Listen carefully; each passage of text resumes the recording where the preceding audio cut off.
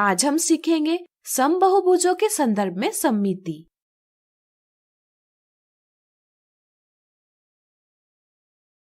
क्या आपने आधे से कटा हुआ सेब ठीक से देखा है? यह इस प्रकार दिखाई देता है। क्या आप बता सकते हैं इसमें क्या विशेष बात है? सोचिए सोचिए। बिल्कुल सही। इसमें मध्य से जाती हुई एक ऊर्ध्वाधर रेखा खींचने पर हम देखते हैं कि इस रेखा के दोनों तरफ के भाग हूबहू एक दूसरे से मिलते हैं, जैसे कि वे एक दूसरे का दर्पण प्रतिबिंब हो। ऐसी आकृति एक सममित आकृति यानी सिमेट्रिक फिगर कहलाती है।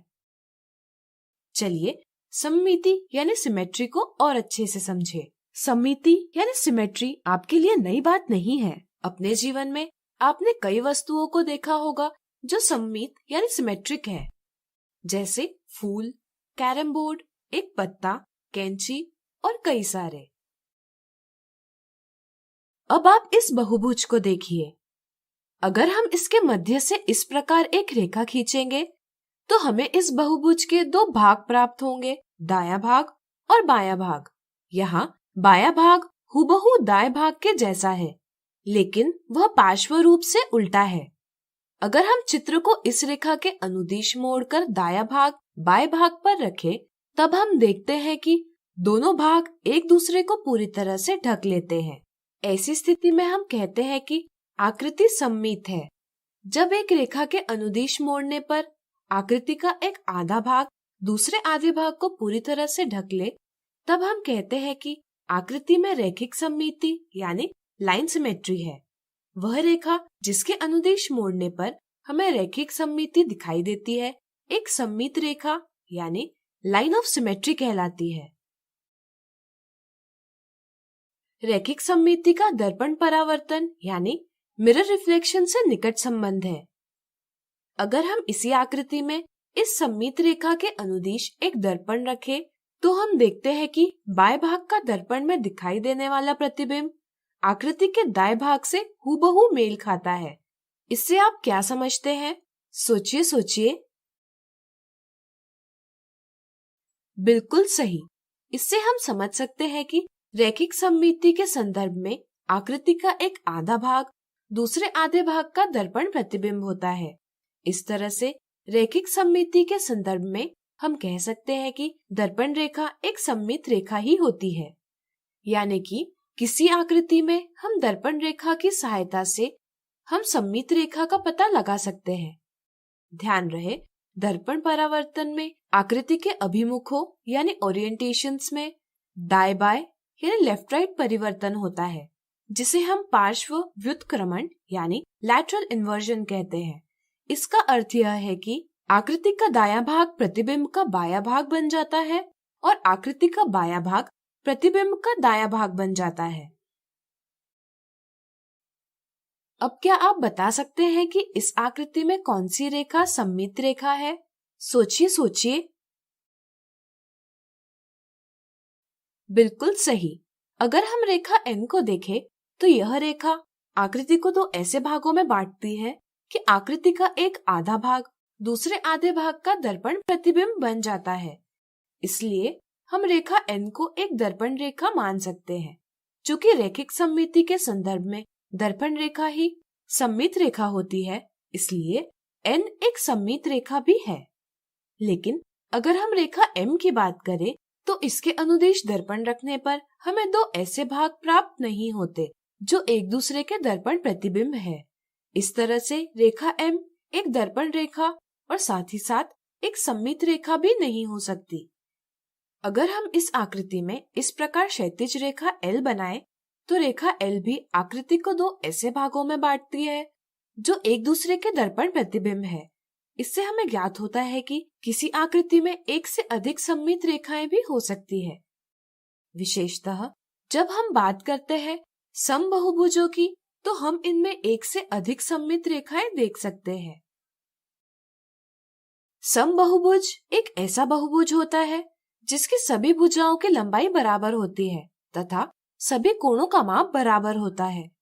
जैसे एक समबाहु त्रिभुज एक समबाहुभुज है, क्योंकि इसकी सभी तीनों भुजाएं बराबर है एवं सभी 3 कोण बराबर है। प्रत्येक का माप 60 डिग्री होता है। क्या आप बता सकते हैं इस त्रिभुज में कितनी सममित रेखाएं हो सकती है? सोचिए सोचिए। बिल्कुल सही। हम इस प्रकार 3 सममित रेखाएं खींच सकते हैं। इस तरह वर्ग भी एक समबहुभुज है और इसमें इस प्रकार 4 सममित रेखाएं खींची जा सकती है। इसी तरह हम सम पंचभुज में 5, सम षडभुज में 6 और सम सप्तभुज में 7 सममित रेखाएं खींच सकते हैं। क्या आप इस पैटर्न को समझकर कोई नियम बता पाएंगे जिससे हम किसी समबहुभुज में कितनी सममित रेखाएं हैं यह ज्ञात कर पाएं? सोचिए सोचिए। बिल्कुल सही। प्रत्येक समबहुभुज की उतनी ही सममित रेखाएं होती हैं जितनी उनकी भुजाएं हैं। तो बताइए, एक सम अष्टभुज में कितनी सममित रेखाएं खींची जा सकती है? सोचिए सोचिए। बिल्कुल सही। इसमें 8 सममित रेखाएं खींची जा सकती है। तो आज हमने सीखा समबहुभुजों के संदर्भ में सममिति। अगले वीडियो में कुछ उदाहरण लेकर हम इसे और अच्छे से समझेंगे।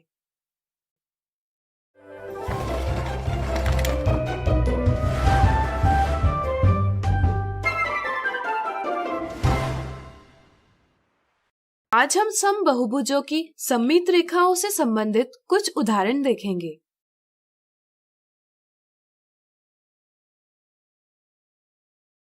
नीचे दर्शाई गई आकृतियों में कितनी सममित रेखाएं हैं? हम जानते हैं कि एक दर्पण रेखा आकृति को 2 ऐसे भागों में विभाजित करती है जो एक दूसरे से हूबहू मेल खाते हैं। ऐसे लगता है मानो वो एक दूसरे के दर्पण प्रतिबिंब है।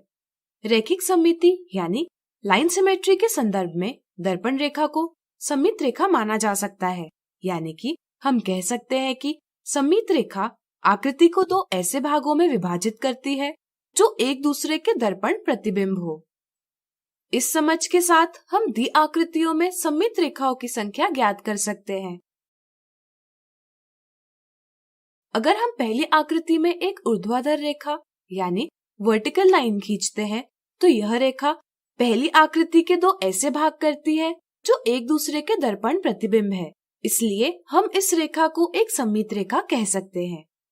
इसी तरह अगर हम पहली आकृति में एक क्षैतिज रेखा यानी हॉरिजॉन्टल लाइन इस प्रकार खींचते हैं तो यह रेखा आकृति को 2 ऐसे भागों में विभाजित करती है जो एक दूसरे के दर्पण प्रतिबिंब नहीं है। इसलिए क्षैतिज रेखा सममित रेखा नहीं है। अब हम आकृति पर इस प्रकार एक तिरछी रेखा खींचेंगे। यह रेखा आकृति 1 को 2 ऐसे भागों में विभाजित करती है जो एक दूसरे के प्रतिबिंब नहीं है। इसलिए यह रेखा सममित रेखा नहीं है। इसी तरह आप वीडियो रोककर इस आकृति को कागज पर बनाइए और पता कीजिए कि इसमें कितनी सममित रेखाएं हो सकती है। आप जान पाएंगे कि इस आकृति में केवल एक ही सममित रेखा है। अब चलिए आकृति 2 की बात करें। आकृति 2 में हम मध्य से जाती हुई एक ऊर्ध्वाधर रेखा खींचेंगे। ऊर्ध्वाधर रेखा आकृति को 2 ऐसे भागों में विभाजित करती है जो एक दूसरे के दर्पण प्रतिबिंब है। यानी कि ऊर्ध्वाधर रेखा एक सममित रेखा है। इसी प्रकार हम आकृति के मध्य से जाती हुई एक क्षैतिज रेखा और 2 तिर्यक रेखाएं इस प्रकार से खींच सकते हैं। इनमें से प्रत्येक रेखा आकृति के 2 ऐसे भाग करती है जो एक दूसरे के दर्पण प्रतिबिंब है। यानी कि ये सब भी सममित रेखाएं हैं। इनके अलावा आकृति 2 में ऐसी कोई भी रेखा नहीं खींची जा सकती जिससे हमें आकृति के 2 ऐसे भाग प्राप्त हो जो एक दूसरे के दर्पण प्रतिबिंब हो। इसलिए हम कह सकते हैं कि आकृति 2 में 4 सममित रेखाएं हैं। अगला उदाहरण, आकृति में दर्शाए गए आकार को इस प्रकार पूर्ण कीजिए कि वह आकार दर्शाई गई सममित रेखाओं के अनुदिश सममित हो। हम जानते हैं कि सममित रेखा आकृति को 2 ऐसे भागों में विभाजित करती है जो एक दूसरे के दर्पण प्रतिबिंब हो। इस समझ के साथ हम रेखा M और रेखा N को दर्पण रेखा मानकर आकृति के दर्शाए भाग का प्रतिबिंब बनाते जाएंगे, जिससे हमें पूर्ण आकृति प्राप्त होगी। यह हम दर्शाए गए वर्गों की सहायता से करेंगे। चलिए क्षैतिज रेखा n को दर्पण रेखा मानकर आकृति का प्रतिबिंब खींचे। यह हम इस प्रकार कर सकते हैं। अब हम ऊर्ध्वाधर रेखा m को दर्पण रेखा मानकर बाएं भाग का प्रतिबिंब ऊर्ध्वाधर रेखा के दाईं ओर खींचेंगे। इसके लिए हमें इन दोनों भागों को ध्यान में रखना होगा। इन्हें ध्यान में रखते हुए हम दर्पण प्रतिबिंब इस प्रकार खींच सकते हैं। इसी के साथ हमने आकृति को पूरा कर लिया है। यह आकृति ऊर्ध्वाधर एवं क्षैतिज दोनों रेखाओं के अनुदिश सममित है, जिससे यह सत्यापित होता है कि हमारा जवाब सही है। आज हमने समबाहुभुजों की सममित रेखाओं से संबंधित कुछ उदाहरण देखे। अगले वीडियो में देखेंगे समबाहुभुजों की सममित रेखाओं से संबंधित कुछ साधारण गलतियां।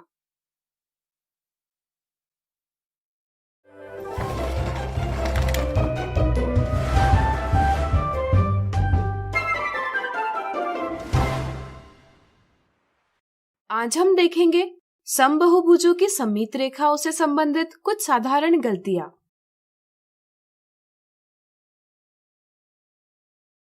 गलती 1, कुछ बच्चों को अगर पूछा जाए कि आयत यानी रेक्टेंगल की कितनी सममित रेखाएं यानी लाइंस ऑफ सिमेट्री होती है, तो बच्चे जवाब देते हैं 4। वे सोचते हैं कि आयत में ऊर्ध्वाधर यानी वर्टिकल और क्षैतिज यानी हॉरिजॉन्टल रूप से सममित रेखाएं खींची जा सकती है।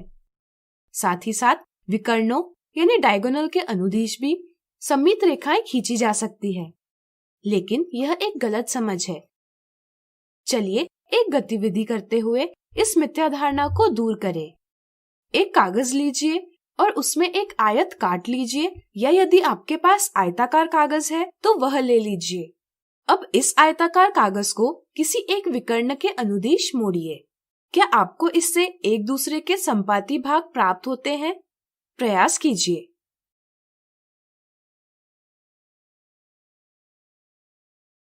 गतिविधि करने पर आप जान पाएंगे कि आयताकार कागज को किसी एक विकर्ण के अनुदिश मोड़ने पर आपको दो ऐसे भाग प्राप्त नहीं होते जो परस्पर संपाती हो, यानी कि एक दूसरे को पूरी तरह से ढक ले।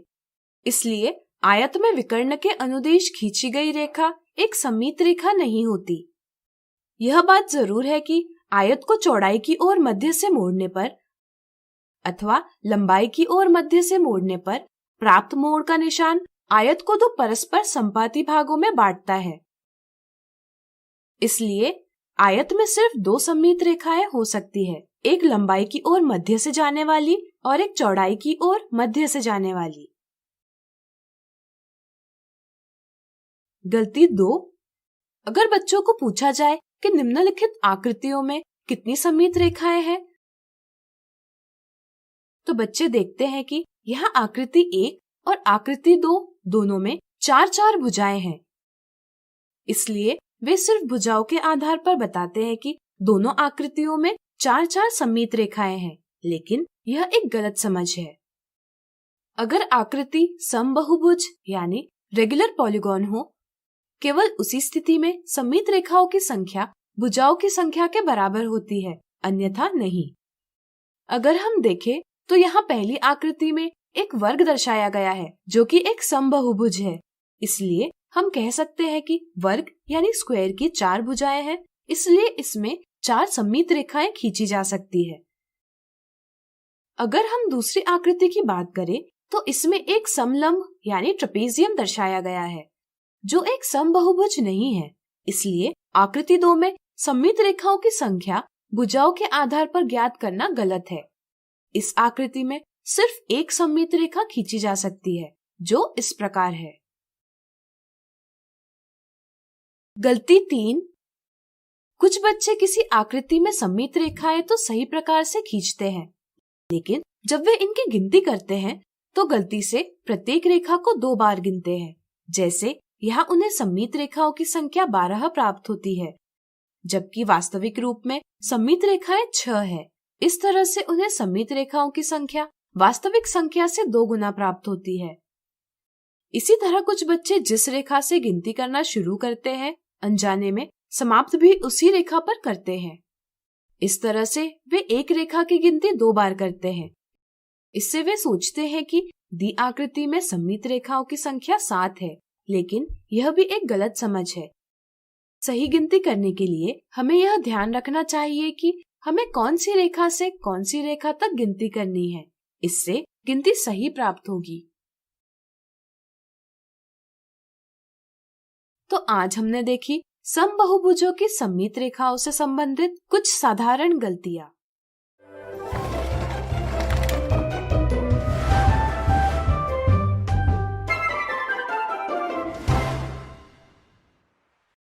आज हम सीखेंगे घूर्णन सममिति।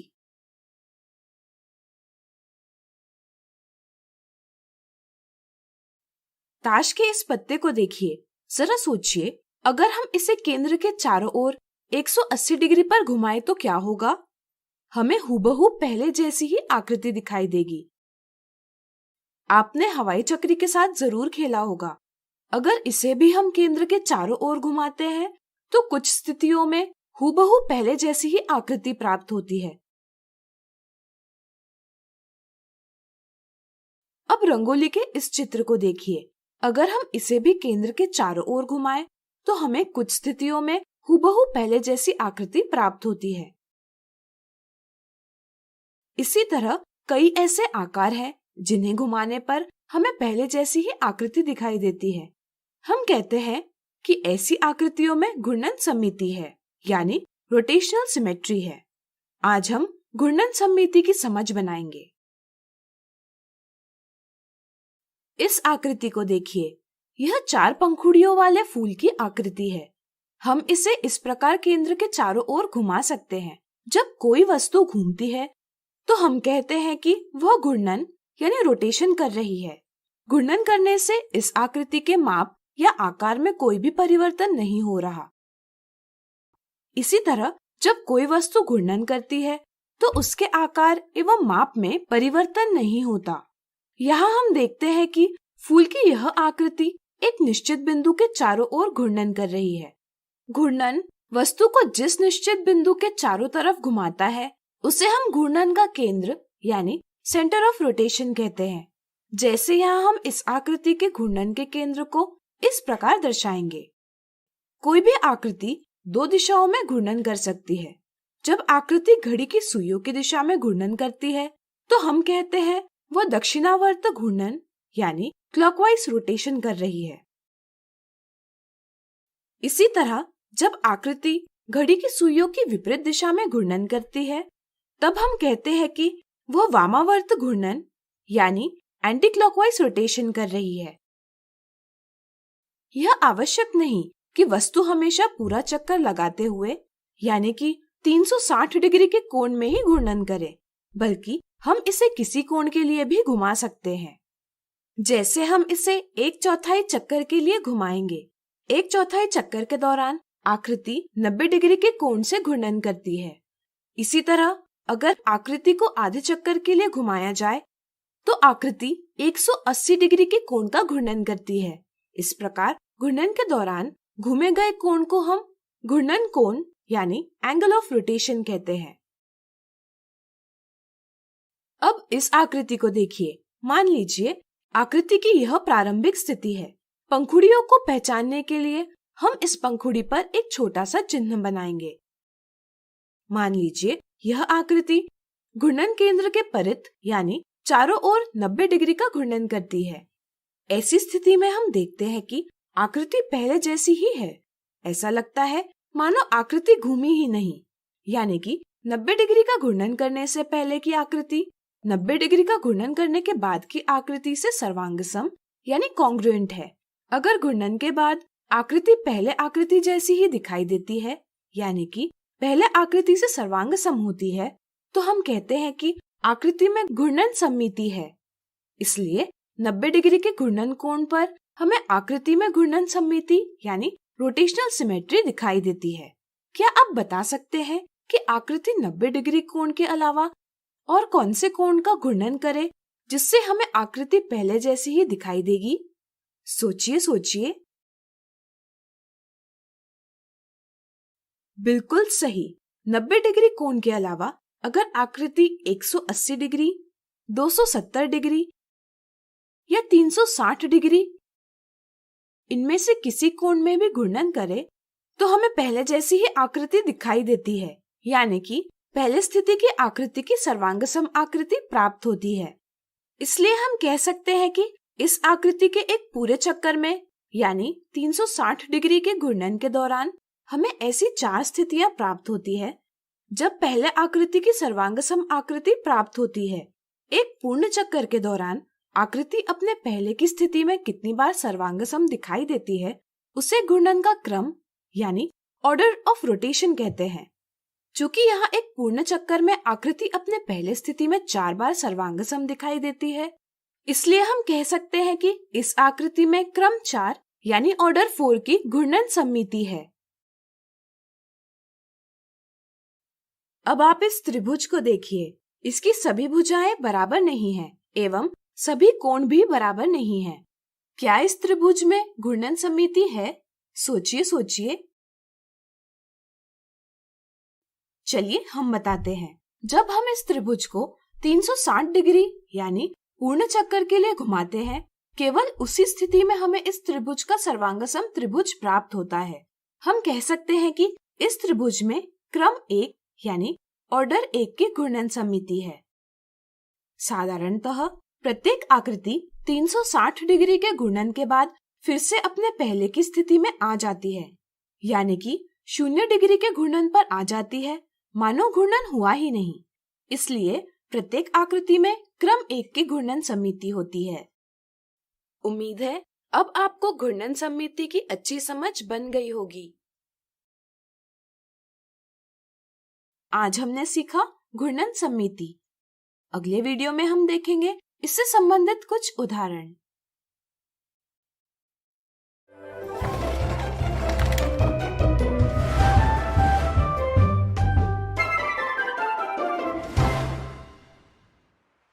आज हम देखेंगे घूर्णन सममिति से संबंधित कुछ उदाहरण।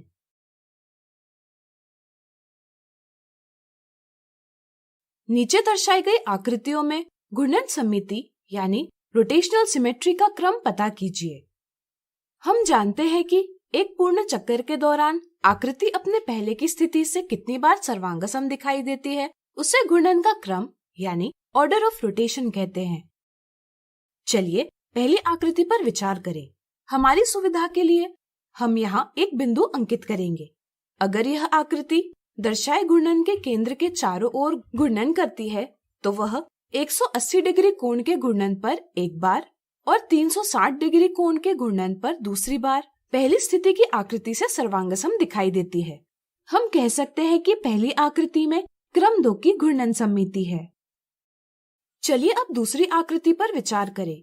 हमारी सुविधा के लिए हम इसके एक कोने में एक बिंदु अंकित करेंगे। अगर यह आकृति दर्शाए घूर्णन के केंद्र के चारों ओर घूर्णन करती है तो वह 120 डिग्री कोण के घूर्णन पर एक बार, 240 डिग्री कोण के घूर्णन पर दूसरी बार और 360 डिग्री कोण के घूर्णन पर तीसरी बार पहली स्थिति की आकृति से सर्वांगसम दिखाई देती है। हम कह सकते हैं कि दूसरी आकृति में क्रम 3 की घूर्णन सममिति है। अब चलिए तीसरी आकृति की बात करें। अगर यह आकृति दर्शाए घूर्णन के केंद्र के चारों ओर घूर्णन करती है तो सिर्फ 360 डिग्री के घूर्णन पर वह पहले स्थिति में दर्शाई आकृति से सर्वांगसम होती है, यानी कि तीसरी आकृति में क्रम 1 की घूर्णन सममिति है। अगला उदाहरण, क्या नीचे दर्शाई आकृति सममित है? यदि है तो घूर्णन का क्रम ज्ञात कीजिए। अगर घूर्णन के बाद आकृति पहले आकृति से सर्वांगसम है तो हम कहते हैं कि आकृति में घूर्णन सममिति है। चलिए पता करें कि दी आकृति में घूर्णन सममिति है अथवा नहीं। हमारी सुविधा के लिए हम यहाँ एक बिंदु अंकित करेंगे जिससे हम घूर्णन की स्थिति को समझ सके। अब चलिए दर्शाए गए घूर्णन के केंद्र के चारों ओर आकृति को घुमाते हुए ज्ञात करें कि इसमें घूर्णन सममिति है अथवा नहीं। जब इस आकृति को 60 डिग्री के कोण पर घुमाया जाता है तब हम देखते हैं कि यह आकृति पहले की आकृति से हूबहू मेल खाती है, यानी कि दोनों स्थितियों में आकृतियां सर्वांगसम हैं। इस तरह हम कह सकते हैं कि इस आकृति में घूर्णन सममिति है। चलिए घूर्णन का क्रम ज्ञात करें। हमें 60 डिग्री के कोण पर घूर्णन करने पर पहले आकृति से सममित आकृति प्राप्त हुई है। इसी तरह हम देखते हैं कि आकृति को 120 degree, 180 degree, 240 degree, 300 degree, 360 degree के कोणों पर घुमाने पर भी हमें पहले आकृति से सममित आकृतियां प्राप्त होती है। इस तरह से हम कह सकते हैं कि दी आकृतियों में क्रम 6 की घूर्णन सममिति है। इन कोणों को देखकर हम कह सकते हैं कि घूर्णन सममिति में सभी कोण पहले कोण के गुणज यानी मल्टीपल है। यह सभी स्थितियों के लिए सत्य है। अब आप स्वयं पता कीजिए कि अंग्रेजी के बड़े अक्षरों में ऐसे कौन से अक्षर हैं जो 180 डिग्री के कोण पर घूर्णन करने पर सम्मित होते हैं। तो आज हमने देखे घूर्णन सममिति से संबंधित उदाहरण। अगली वीडियो में देखेंगे इनसे जुड़ी कुछ मिथ्या धारणाएं।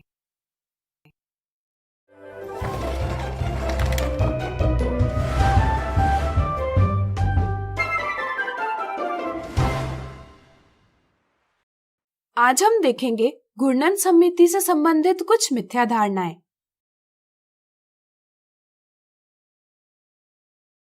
मिथ्या धारणा 1, एक वृत्त यानी सर्कल में घूर्णन का क्रम यानी ऑर्डर ऑफ रोटेशन क्या होता है। कुछ बच्चे यह सोचते हैं कि वृत्त को केंद्र यानी सेंटर के चारों ओर घुमाते हुए प्रत्येक 1 डिग्री के कोण पर पहले वृत्त से सर्वांग सम यानी कॉन्ग्रुएंट वृत्त प्राप्त होगा। वे सोचते हैं कि 1 डिग्री में एक बार, ऐसे 360 डिग्री में 360 बार सर्वांग सम वृत्त प्राप्त होंगे। इसलिए वे सोचते हैं कि वृत्त में क्रम 360 की घूर्णन सममिति है। इस गलत समझ के कारण ऑप्शन 1 यह गलत जवाब दिया जाता है। सही समझ यह है कि वृत्त को 1 डिग्री के कोण से कम कोण पर घुमाने पर भी हमें पहले वृत्त से सर्वांग सम वृत्त प्राप्त होता है। चूंकि 0 और 1 के बीच में अपरिमित रूप से अनेक परिमेय संख्याएं होती है, इसलिए ऐसे अनंत कोण हो सकते हैं जब हमें पहले वृत्त से सर्वांग सम वृत्त प्राप्त होंगे। इसलिए हम कह सकते हैं कि वृत्त में घूर्णन का क्रम अनंत होता है। इसलिए ऑप्शन 2 सही जवाब है। मिथ्या धारणा 2, नीचे दर्शाए गए समचतुर्भुज यानी रोम्बस में घूर्णन का क्रम पहचानिए। यहाँ दर्शाए समचतुर्भुज की 4 भुजाएं समान हैं। 4 समान भुजाओं के आधार पर बच्चे सोचते हैं कि इस आकृति में क्रम 4 की घूर्णन सममिति है। भुजाओं या कोणों के मापों के आधार पर किसी आकृति में घूर्णन सममिति का क्रम क्या है, यह पता करना गलत है। इसलिए ऑप्शन 1 गलत जवाब है। सही समझ यह है कि अगर हम इस आकृति के किसी एक स्थान पर बिंदु यानी पॉइंट लेते हैं और इसे आकृति के केंद्र के चारों ओर घुमाते हैं, तो हम देखते हैं कि सिर्फ 180 डिग्री घूर्णन पर और 360 डिग्री के घूर्णन पर हमें पहली आकृति से सर्वांग सम आकृति प्राप्त होती है। इसलिए हम कह सकते हैं कि दी आकृति में क्रम 2 की घूर्णन सममिति है। इसलिए ऑप्शन 2 सही जवाब है। आज हमने देखी घूर्णन सममिति से संबंधित कुछ मिथ्या धारणाएं।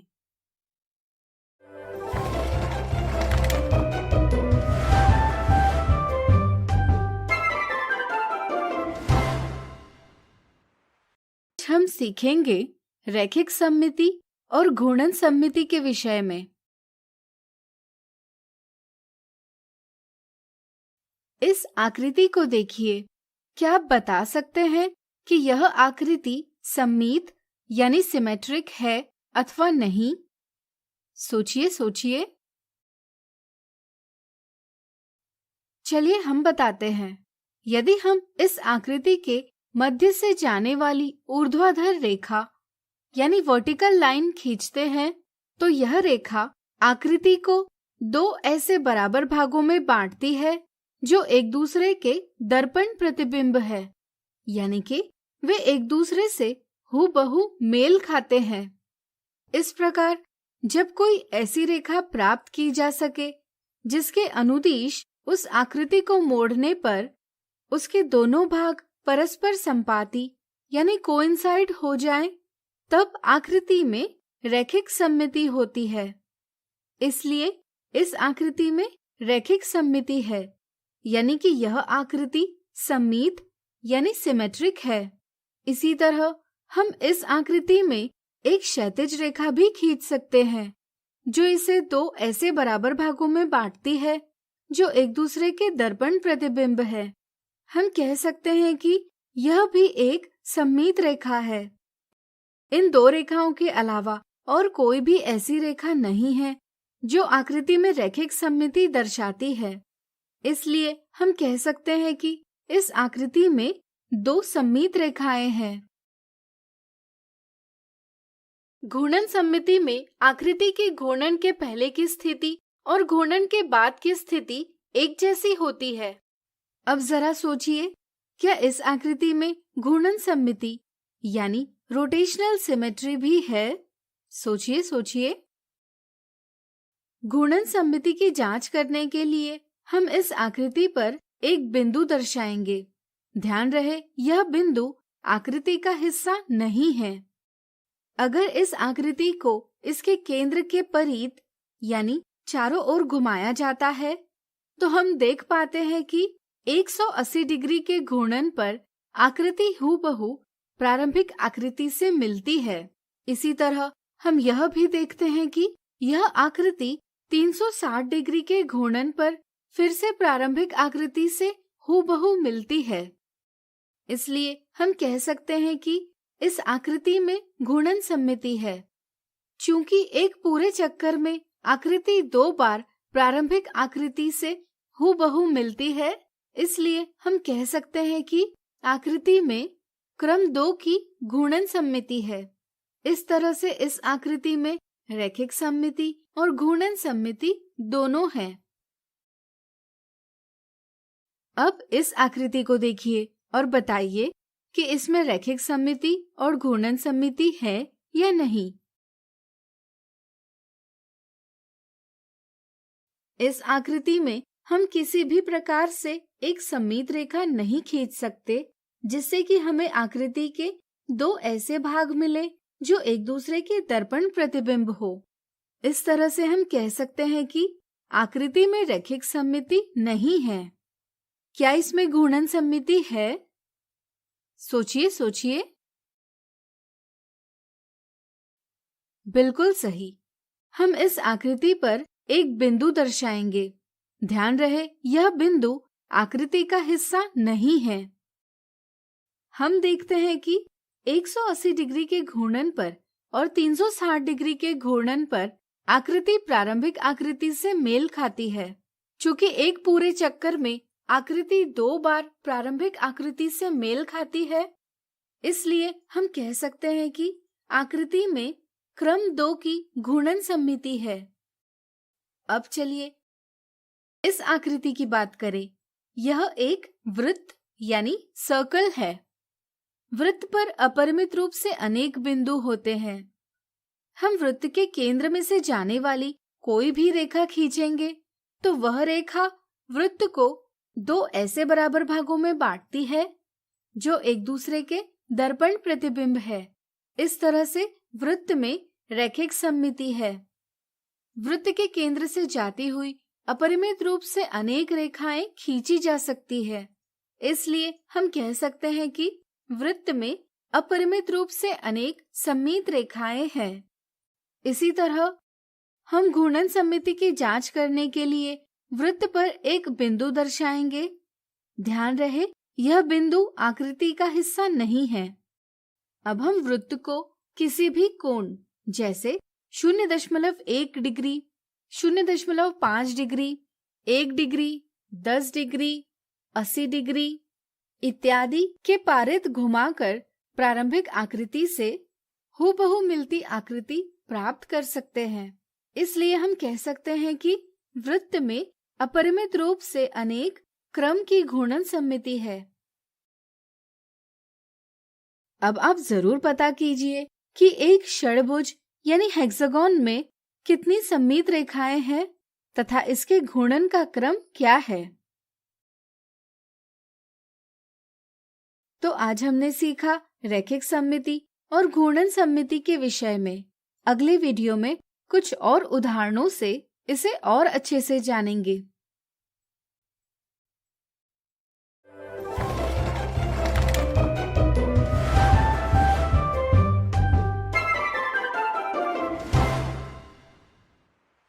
आज हम देखेंगे रैखिक सममिति और घूर्णन सममिति से संबंधित उदाहरण।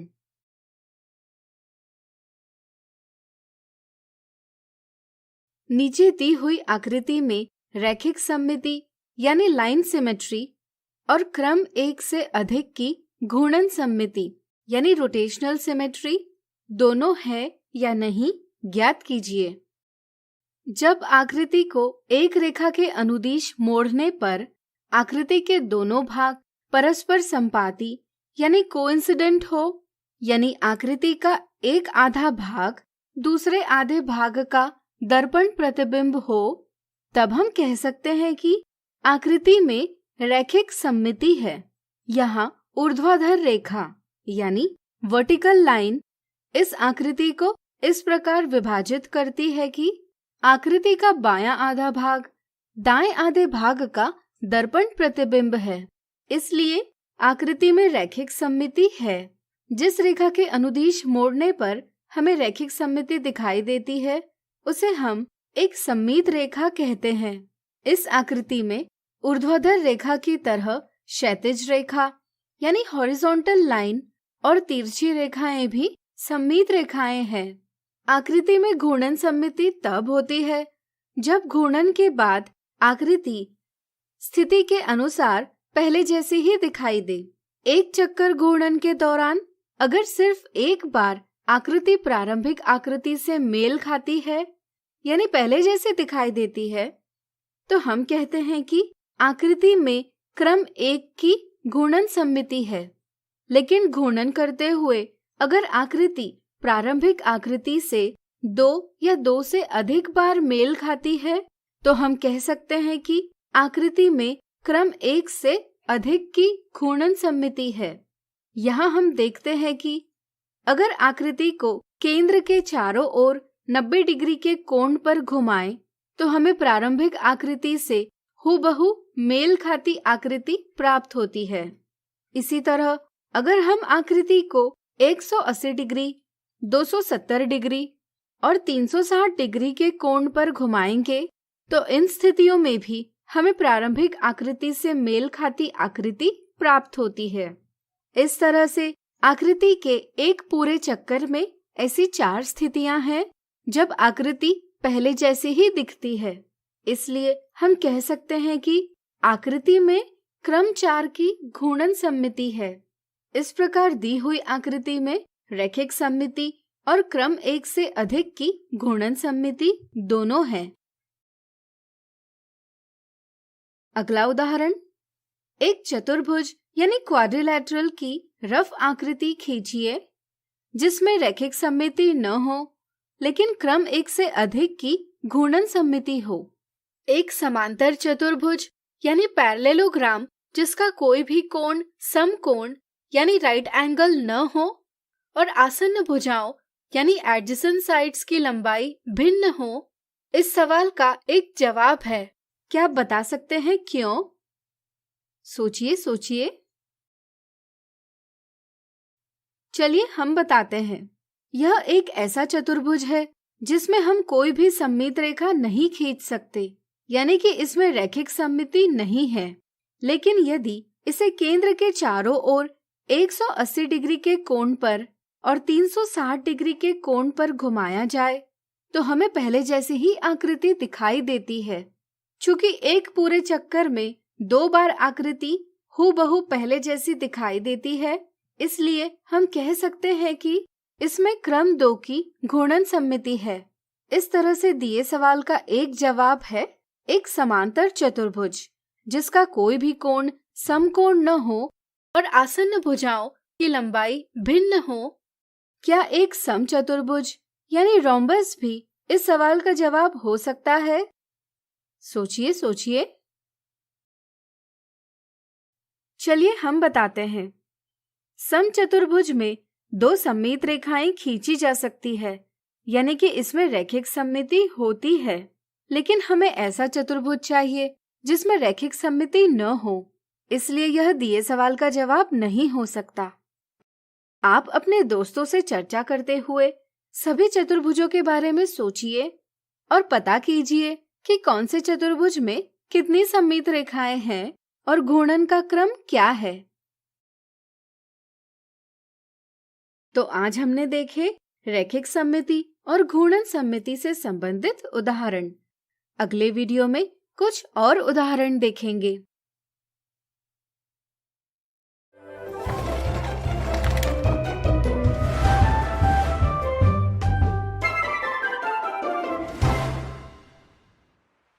देखेंगे रैखिक सममिति और घूर्णन सममिति से संबंधित कुछ और उदाहरण।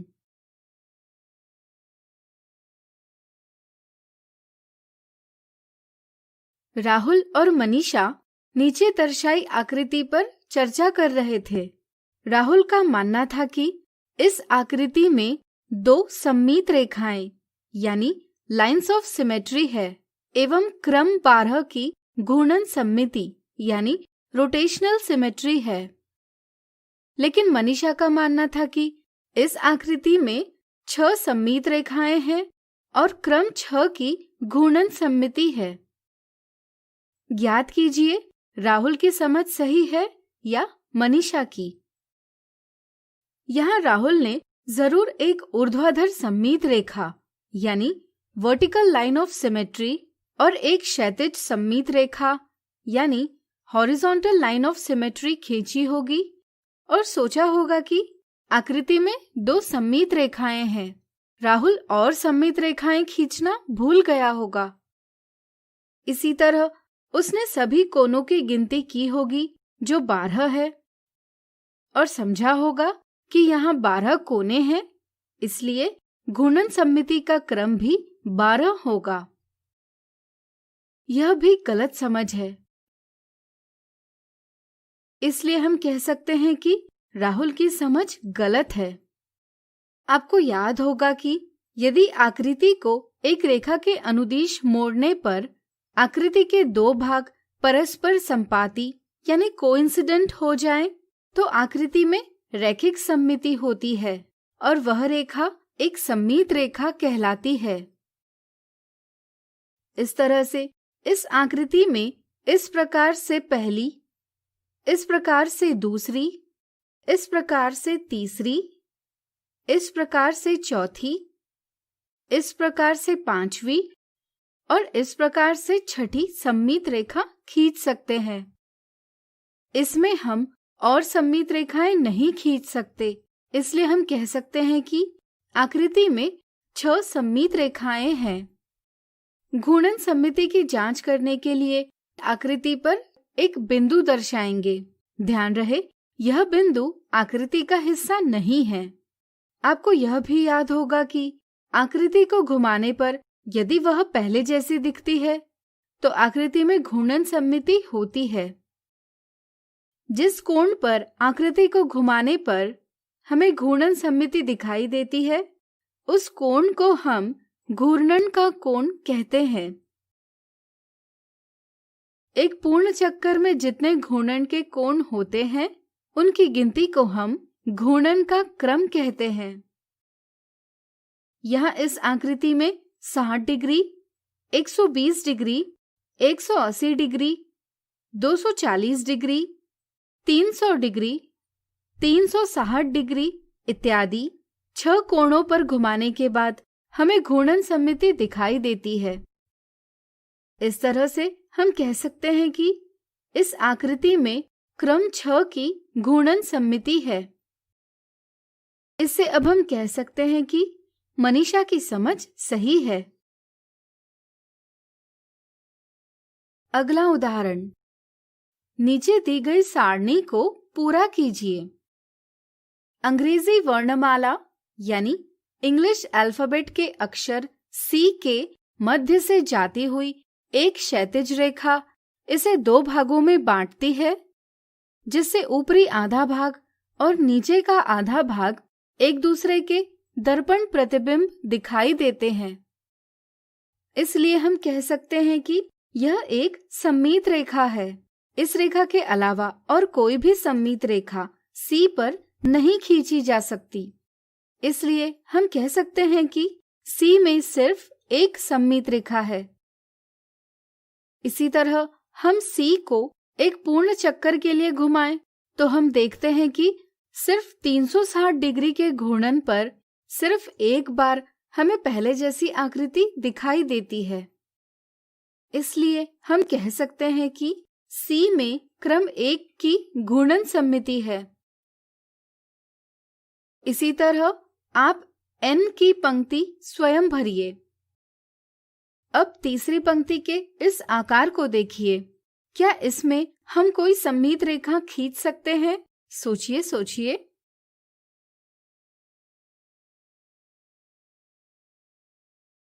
बिल्कुल सही। इसमें एक भी सममित रेखा नहीं खींची जा सकती। इसलिए इस आकृति में सममित रेखाओं की संख्या 0 है।